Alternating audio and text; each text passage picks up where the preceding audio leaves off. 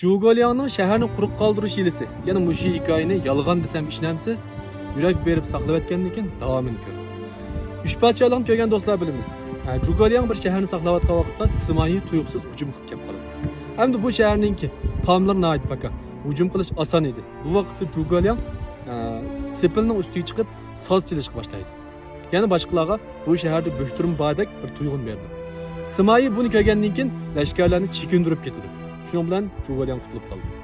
Endi buning da haqiqatan Simoyi Zhuge shaharni quruq qoldirish yilisiga tushdimi? Undaq emas. Amaliyotda Simoyiningki o'ylaydigan ishi boshqa. Nimishqa? Chunki Wei davlatida Zhuge taqobil turg'idek hech qanday odam yo'q. Ham Zhuge mag'lub qilgudek odam yo'q. Endi birdan-bir uning taqobil turadigan odam kim degan vaqtda Simoyi. Agar Simoyi Zhuge tutib olsa, uni o'ldirib etsa, demak Simoyiningki Wei davlatiga nisbatan hech qanday ahamiyat qolmaydi.